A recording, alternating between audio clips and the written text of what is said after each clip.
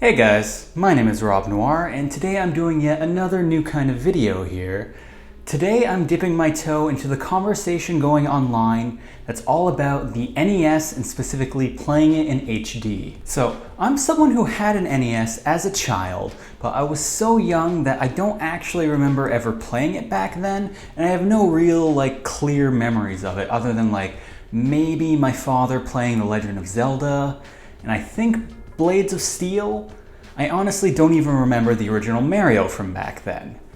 However, I'm a huge fan of retro games and I've really gotten into this thing in my adult life. I really like the NES, among other retro consoles. I actually have a series on this channel where I fix up old NES games and also random other things like controllers and stuff, and I've also done several Let's Plays of NES games on this channel. So when I play any games, it has to be in HD. Not just NES, just pretty much anything I ever play, but specifically with the NES or other old retro consoles like the SNES, N64, Sega, all that. I've gone through a lot of different methods of trying to get HD out of these old consoles. So this video we're going to be specifically focusing on the NES, the methods out there, the methods I've used, and what you yourself can do to get HD out of these old systems. So there's actually a lot of different options available to us consumers these days to play these old retro games in HD. And I was actually talking to one of my friends about this the other day, and he had no idea about 90% of these. So yeah, I figured this video might be informative to some, interesting to others. The majority of what you're going to hear and see in this video is information that's available elsewhere, so I'm not the only one covering this. However, I have experimented with pretty much every method I'm going to cover in this video. I'm going to give my thoughts, opinions, good things, bad things, all that here. So not just in HD, but just in general, to play NES games these days, there's three basic methods. So there's the original hardware, like what I have here on my table, the original systems that Nintendo released. There is here the front loader. This is probably the classic NES. When you hear the word NES, you think of this guy. Then there's over here the top loader. These are the two official systems released by Nintendo to play NES games. There's also, like the Famicom and yada yada, but I'm speaking specifically about the NES. The second method is clone systems. These are consoles that were released that have the ability to play NES games, but were not manufactured by Nintendo. Pretty much the majority of them were manufactured after some of Nintendo's patents on this stuff expired. These consoles vary greatly in price from one to the other, and we'll get into that. Now the third method of playing these games is emulators or through emulation. This is loading up an NES game on a console other than the NES. So for example, playing an illegal ROM on your computer through an emulator software, or logging into the Wii U Virtual Console and playing a game there. So a lot of the things I'm going to cover in this video fall into more than one category, but I'm going to try and keep it separate as best I can. So let's start from the bottom and the more common way and kind of work our way up. So first things first, emulations. To be honest, this is probably the most common way of playing an NES game these days, through emulation. One example being you log into the Wii U Virtual Console, download a game, pay like $4.99, load it up, and pull out your Wiimote, you're playing. Or you go onto Xbox and you download the Disney Afternoon Collection or the Mega Man Collection. You download it, you pull out your Xbox controller, and you're playing. Or, as I previously mentioned, you just log onto your computer, go onto one of the many ROM sites, download a ROM, download a software to play it, plug in some kind of controller or use your keyboard, and bam, you're playing. Just the same as it used to be, right? Well, actually, as it turns out, no. So the big bonus to using emulation like this is that generally your games are going to look pretty amazing and you can probably output them into HD, 1080p, maybe even 4K, depending on, your display, what your console or computer offers, yada yada yada. So whether it's a PC ROM or something on a virtual console, it's usually pixel perfect or pretty close. I have noticed some quality issues on the Wii U Virtual Console with the game sometimes looking a bit fuzzy or being extremely dark. but generally it's in good quality. Now there's a few issues with emulation, but the main one that I've always had is input lag. Now I found this to be an issue pretty much across the board regardless of how you're doing your emulation. This is one of those things where if you've never played these games before and it's like your first ever experience with them, you might not even notice it. You might think, oh, this is just how the game's supposed to be. This is how it controls.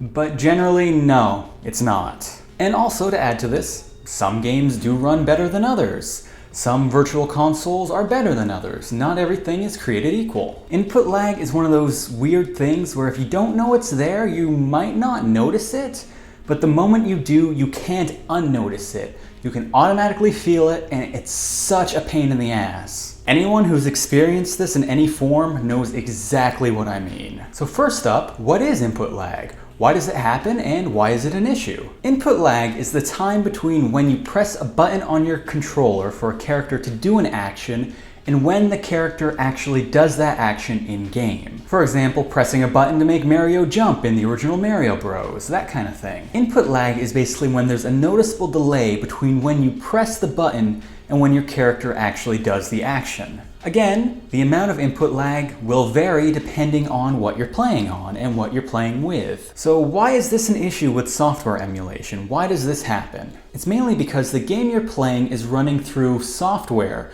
and is not playing on the original hardware that it was designed for. This game was made with specific hardware in mind. And whatever you're playing it on, whether it be the Wii U gamepad, virtual console, the Wii virtual console, your PC, whatever the hell you're playing it on is not what this game was made for. Now, there's a lot of technical reasons for this happening, but basically it's just processing, buffering. It's not what it's designed for. There's no direct connection. It's just basically all tied up into how it all works. And again, if you've never played the game and this is your very first experience with it, you're probably not going to notice the input lag, unless it's really bad, which sometimes is the case. However, on any games that you have played before and you're expecting them to feel the same as the originals, it's just not going to happen. And if you're wondering why this is such a big issue, especially for me and a lot of other gamers, it comes down to playability and the experience. Really fast games that require lightning reflexes just aren't playable when there's noticeable input lag. It just becomes incredibly frustrating. Just think, you press a button for Mario to jump over this Goomba. Now, if you're playing on the NES, the original hardware, this would have worked. But because there's a slight delay now between you pressing the button and that happening, you miss the jump, the Goomba kills you, game over. It sucks, right? If you weren't playing on an emulated version, you would have made the jump, but because you were, you didn't. And this isn't just a get good kind of thing. This is an actual thing that happens. Input lag generally isn't like multiple seconds.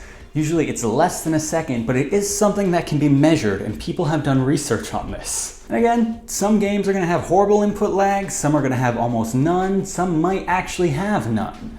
Popular games that you're playing ROMs of, say, on your computer, probably have almost none because everybody likes this game and everybody has worked on it and tried to make it as good of an experience as possible. As you go into the more obscure games, you're going to have a lot more issues. Even on the Wii U Virtual Console, it's a completely mixed bag.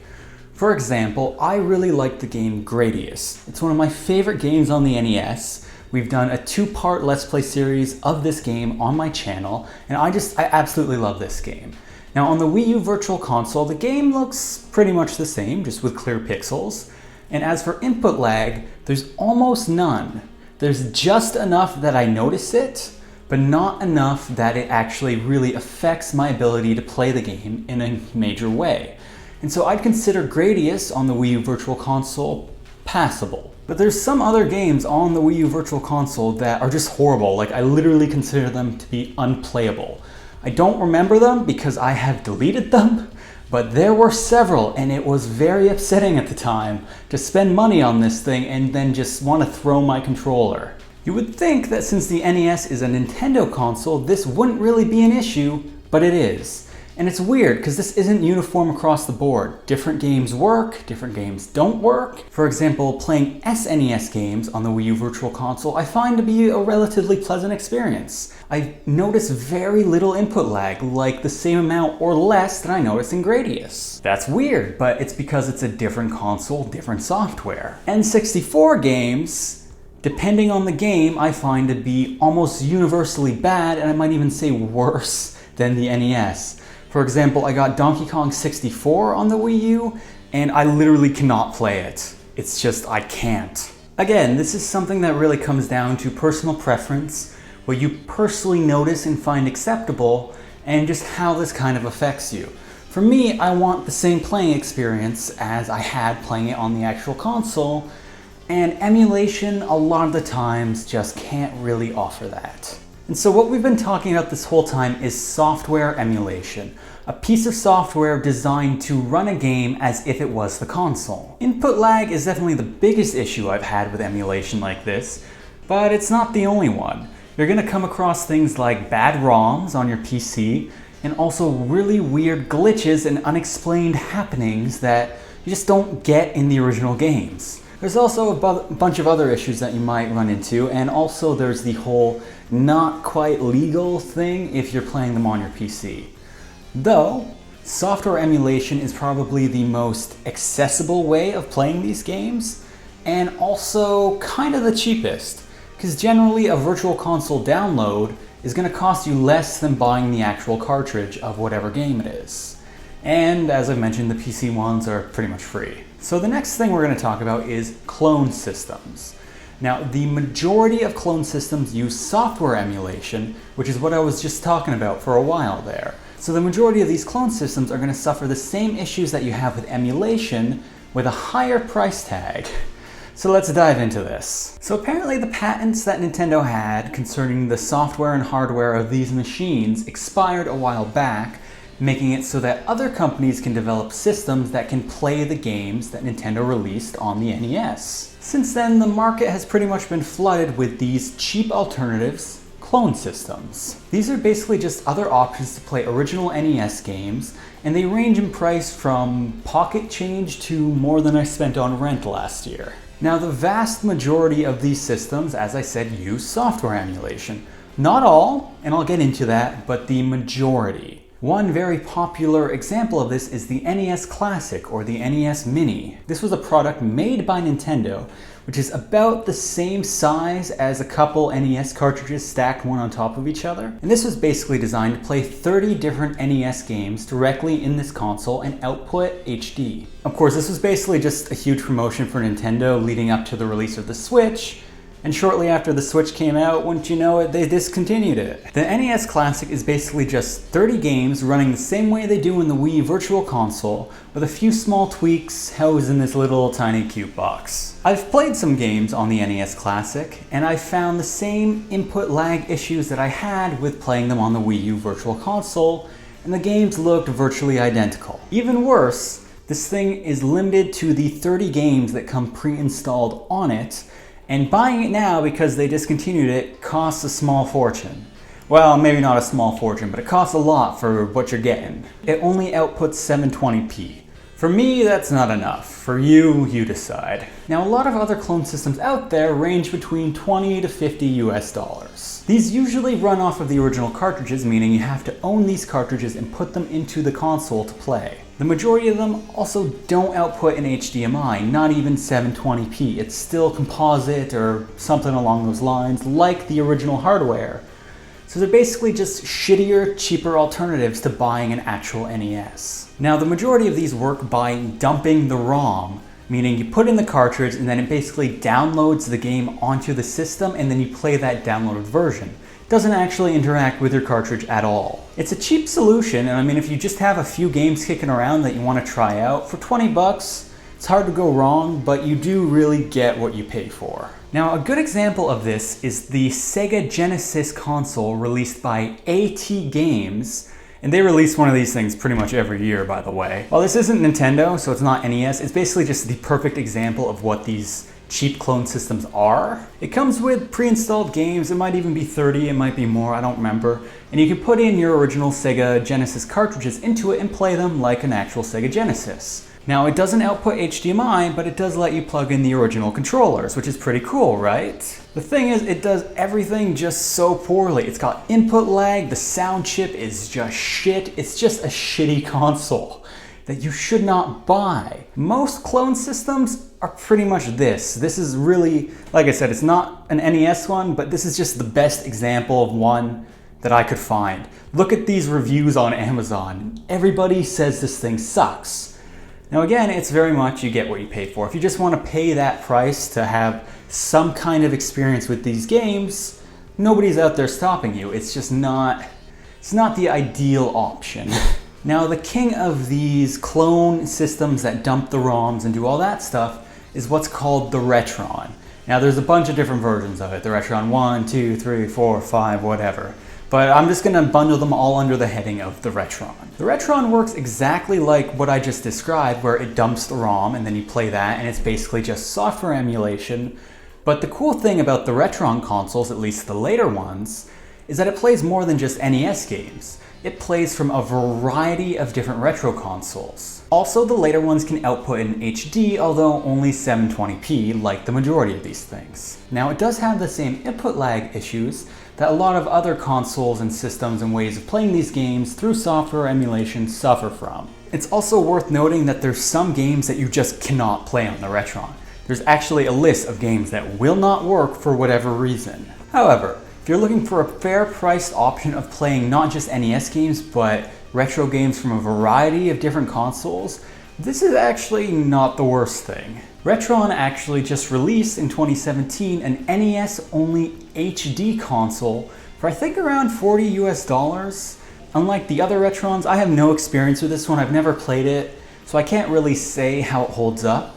Supposedly it doesn't use software emulation, so that's a good start. I honestly wouldn't have high hopes for it, but at such a low price point and it will do 720p, it's kind of hard to go wrong. Now back to clone systems, specifically for the NES, there are two consoles made by other companies in recent years that can play NES games really well. These things are head and shoulders above the rest of the competition out there, and they're called the AVS and the Analog NT. Now to start off, neither of these two systems use software emulation. They both use an FPGA chip. Now this is basically a programmable computer chip that you can make act as if it is something else. For example, the original NES hardware. As a result of this and some good programming and people who really understand what the consumers want, the input lag is virtually non-existent. Now I've never played any games on an Analog NT, but I have on the AVS, so let's start there. Of the two, the AVS is the much more affordable option. It will play NES or Famicom games, outputs at 720p, and runs most games pretty well, pretty similar to how the NES original did. It has 4 controller slots, some video options, and a few other things you can mess around with. Honestly, when I played a few games on the AVS, it felt to me like playing on an original NES, just in 720p. While not a perfect system, there have been some small issues with it in the past, it's definitely a good option for most people who want an authentic experience of playing NES games. It'll run you around $180 USD, not counting any shipping or tax or anything like that, which, while not cheap, is not ridiculously expensive and does not even compare to what's coming next. Like most clone systems, you do need the game cartridges to plug into the system to be able to play them. It doesn't come with pre-installed games. However, if you don't feel like getting a huge stack of NES carts, there are things called multi-carts out there. I actually have 2 of them, although I don't really use them because I prefer the original things. But multi-carts are basically one cartridge that holds a bunch of games, typically between 50 and 200. These things usually cost around 50 bucks. So for an extra 50 bucks, you could have up to 200 NES games at your disposal with one cartridge. You usually select them from one big menu and that's about it. Multi-carts also aren't perfect though. Some of the games are going to have glitches and different things. And also, a lot of multi-carts will advertise at having 200 games, but if you actually go through the list, it's really about half that with duplicates. Each duplicate is maybe like a hack or has something special about it, but really do some research before you buy one. And if you're a really hardcore gamer out there, you can look into something called the EverDrive, which is basically a cartridge that you stick an SD card into with ROMs like you would play on your PC, but because it's interacting with essentially original hardware, it will run these without input lag, without problems, as if they were on the original system. These things are pricey, but they're worth it. Now, all things considered, the AVS is a really good system, but I will say it's not the best one that you can get. The thing is, if you want the best, it's really gonna cost you. Think of most clone systems as like that shitty car that you see driving down the street that's constantly popping and is barely running. Think of the Retron as like a 20-year-old beat up Dodge, still works, looks okay, it's functional. Think of the AVS as like a responsible minivan. What's coming next would be a Ferrari. The Analog NT is an awesome system. It will run all of your original NES or Famicom games much like the AVS, but this thing can do it in 1080p. So immediately it has your attention. It also outputs the video in pretty much all the formats you could ever ask for. So no matter what your setup is, this thing is gonna work. Another thing to know is that this thing also comes with pretty much all the cables you'll need for all the different outputs. For example, let's say you want to hook up your console to an old CRT so you can play games like Duck Hunt, which use the flash gun, which do not work on HD TVs. You can do it, and you can do it pretty easily. This is something you can't do with the AVS. This thing pretty much has you covered when it comes to video output. And like the AVS, it runs on an FPGA, which is to say it doesn't use software emulation at all to play your NES games. This means input lag and annoying glitches that weren't there in the originals, that's not a thing. It also has 4 controller ports that fit all the old accessories and comes with 2 wireless controllers that look like NES controllers. Now I've heard mixed things about these wireless controllers, some reviews saying that they work perfect, some saying that they don't, but since you can pretty much plug in whatever controller you want into this thing, that's not really an issue. Honestly, if you want the legitimately best way to play NES games in HD in 2017, this console is it. It runs your games like an original NES does, in HD, and you can even change things like your color palettes, put in scan lines. You can do pretty much whatever the fuck you want with this thing. So as I said, this is literally the best way to play NES games available to us consumers. There's just one problem. This thing costs more than pretty much all the current generation consoles. And it just plays NES games. Yeah. Now, if price doesn't matter to you, this thing is definitely what you should get. But if you don't just have piles of cash lying around for scratch, this maybe isn't really appealing to you. Before you immediately throw away the idea of getting this thing though, there is one more feature that you need to know about that is kind of a game changer. Now, one of the people who worked on this machine, and I believe the author of the software, he is known as Kevtris, and he has actually released an unofficial firmware update that allows you to basically crack your console. Now, after you do this, you can play ROMs from a shit ton of the old retro consoles. You can find a list of everything that's supported online. As far as I know, it doesn't do the 3D consoles like the N64, and there's a few of the 2D ones that personally, I would have wanted to see on there, like the TurboGrafx 16 or the Super Nintendo. But the creator does have an explanation and reason why some of those aren't on there currently, and he is constantly adding more. Now, I haven't personally played any of these games or the hacked versions or anything because holy fuck, this thing costs $500 USD, but I've seen a lot of reviews from people who usually do complain about this kind of stuff. And from what they've been saying, they haven't really experienced issues with this. Another good thing is that because this is firmware from the creator or author of this machine, using it does not break your warranty. And I've even heard of possibly cartridge adapters for cartridges from other consoles, like say the Sega Genesis. You plug that onto the cart, you plug it into the analog, and then you can run the game off the cart. This is all kind of hearsay, so I can't really say, oh, this will be here in a year or this is never happening, but the word is out and it's obviously a possibility. So if you have the money to spend, this thing is pretty amazing. Hell, if you really have the money to spend, go for their gold-plated version. They're only gonna make 10 and it's only gonna cost you 5,000 bucks. All jokes aside though, this is a really awesome console that is pretty much the best way to play NES games in 2017. And if what people have been telling me is true, it's not just the best way to play NES games, It's probably one of, if not the best way to play other retro consoles games on an actual console. This thing basically makes the Retron 5 look like a kiddie toy. The unfortunate thing is that price tag makes it probably not of much interest to the general consumer. Now that I've talked about all the alternatives, let's go back to the original #1 point on this list, which is original hardware. Now, these are the original consoles made by Nintendo. There's more or less two versions that you'll find, which is the front loader and the top loader. Now, the front loader console is probably what the majority of us think when we think of NES. It's what the NES Classic or an NES Mini was modeled off of. And these things are probably going to run you around $75 to $100 US for a working one. Top loaders tend to be a little bit more pricey, run you probably around $100 to $125 US.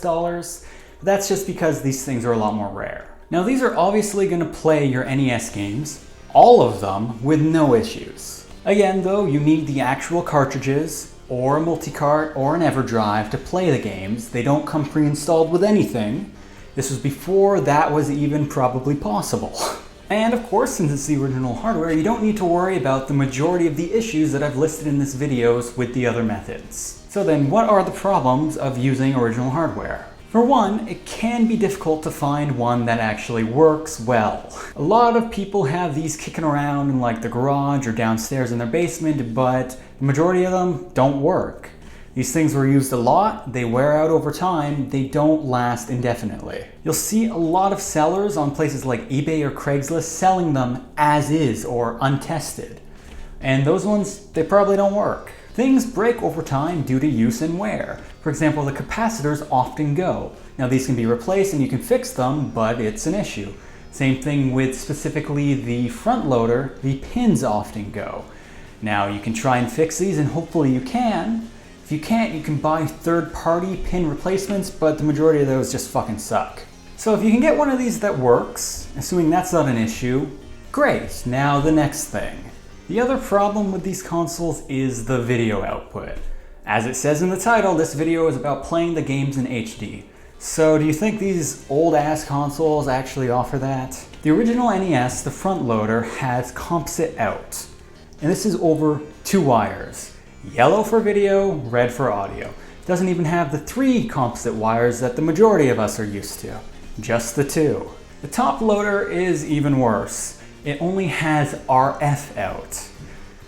RF is this really old school system that nobody uses anymore, but it kind of runs through coaxial cables. It's even worse video output than the front loader. Now, supposedly you can find some top loaders that have like an AV out, but I've never seen one and they'd probably be ridiculously expensive. And it's still pretty much going to be a similar quality to what you get out of the front loader. So if you want to actually get HD video out of these consoles, what do? Well, there's 2 basic methods. There's upscalers and there's modding. Let's cover upscaling first. So until now, this is how I would play NES games, through an external upscaler. Now, the majority of your HD TVs are going to have upscalers built into them, meaning if you plug in the composite cables, it's going to make an image that will fill your screen, more or less. Generally though, the quality of your TV's upscaler is not as good as what you're going to get out of an external, and your TV having to do extra things like processing this is going to generate its own input lag. And also, if you're like me and you want to actually record footage, you need an external, obviously. Now, most upscalers do what mine does, what I'm showing you here. Takes the composite in one place and outputs through an HDMI cord, or maybe if you want something other than HDMI, through that. And the output, what you get is sort of HD. I mean, the aspect ratio will be 1920 by 1080, so technically, sort of. Some upscalers are going to stretch the picture, some will keep the black bars on the side, it varies. Your picture, regardless though, is probably going to be a little bit distorted and shitty and kind of fuzzy and just really not the best. The problem really stems from the fact that you can only do so much with composite video. Now, the best and probably most popular upscaler out there, as of now, is made in Japan and it's called the Framemeister. And now, up top, this thing is going to run you around $400 USD. as opposed to the upscaler that I had, which was like around 25. But this is another case of you get what you pay for. The advantage of a FrameMeister to play your NES games over like the AVS or the Analog NT is that you can plug in whichever console you want into this thing. So it's not just for NES games. If you have like an NES, a Sega Genesis, a Super Nintendo, all side by side, you can just swap them out, plug them in, and then you're getting it in HD. A FrameMeister is basically for everything retro, and it accepts a ton of different video inputs. Even with a FrameMeister though, like I've said, there's only so much you can do with composite video. It's just not a very high quality signal to begin with. Now if you really want your NES to look pixel perfect, or as close as that as you can get when running through a FrameMeister, you have to mod it. For the purposes of this, you'd want the RGB mod, which basically makes it output like one of the later systems. And an RGB modded NES through a FrameMeister looks pretty great. I've seen it in action and it's almost as crystal clear as what you're gonna get from like the AVS or probably what you would get from the Analog NT.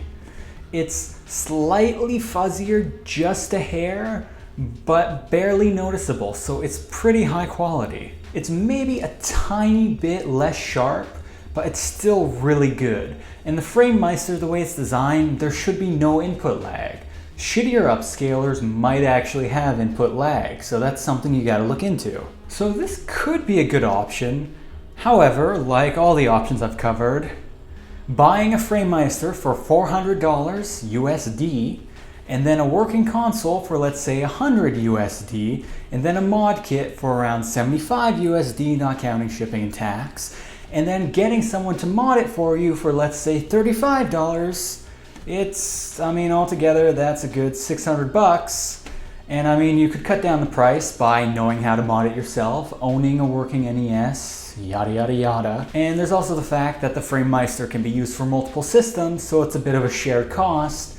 Still, that's not a cheap price tag on this. Personally, I've always liked a lot more the next option, which is the HD NES mod. This is made by Kevtris, the same guy who worked on the Analog NT console that I was singing the praises of earlier. Now for this, same deal, you need to either have or buy an NES, get a modder, and then get the mod kit, which is cost this time around $140 USD, not counting shipping, yada yada yada. So for this option, I'd say it's probably closer to around $300 US. That is to buy the console, mod kit, and get a modder to do it for you, which is a little cheaper, but then again, this is for one console, not like a blanket thing like the FrameMeister would be. Now, if you mod your NES for HDMI, it looks just as good as what the Analog can do, probably because it's the same guy who made the mod kit as who worked on the Analog, Kevtris. Now, it will support a variety of different resolutions, but it's only going to output for you in HDMI. It also has a lot of the bells and whistles that the Analog has in terms of options, like changing the scale, cropping it, changing the color palettes, the audio options, yada yada yada. It doesn't have everything, but it has a lot of the same. Also, another thing to note that the Analog has over this, obviously you're playing it on an NES, an original one, so you can only play NES games. You can't play like Famicom games, although you can buy an NES to Famicom adapter or a Famicom to NES adapter for like 15 bucks on eBay. So that shouldn't really be that big of an issue if you still want to play those games. Also, you can even find those little adapters in some games like Multicarts, or even some copies of Gyromite for the NES, an official Nintendo game. Now you can put this mod on either the front or top loader and you're gonna get a perfect 1080p 60 signal from it. It uses an FPGA like the AVS, like the Analog, so there's no frame buffer, there's no input lag, none of that bullshit. And what it outputs is fucking gorgeous. I've played a front loader NES with this mod and it was awesome, and it should be the same with a top loader. And personally, if I'm gonna mod my console, instead of doing like this thing where I mod it to RGB, then go through a FrameMeister, then get HD, I'd rather just fucking mod the thing and get HD right out of the thing.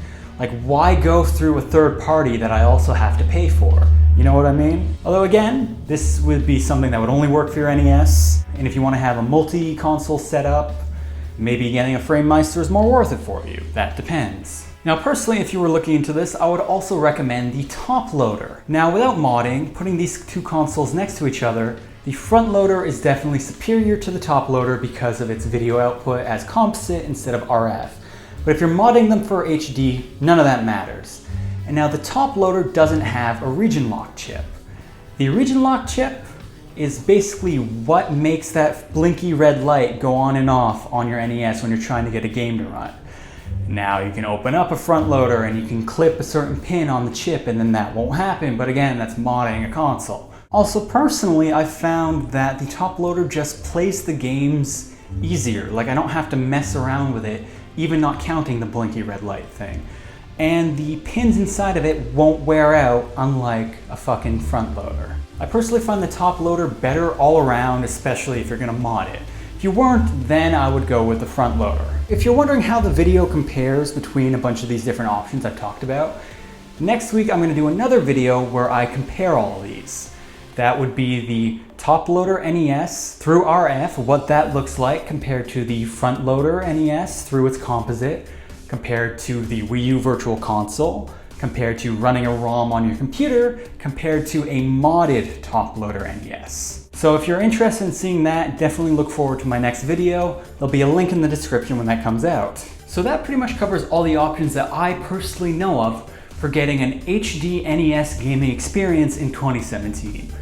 Could be more. If there are, let me know in the comments down below and inform anyone else who might watch this video. So thanks a lot for watching, and if you stuck through the whole thing, double thanks. I hope this video helped answer some questions that you might have about NES gaming in HD in 2017. And I hope that some of you might have learned something you might not have known.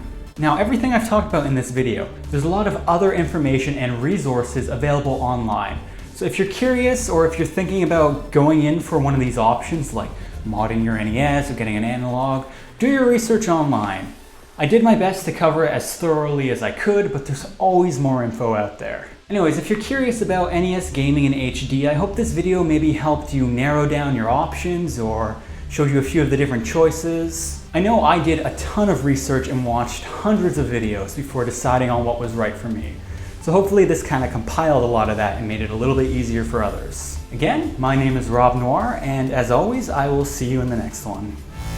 Hey guys, my name is Rob Noire, and welcome back to another one of these kind of different do-it-yourself videos.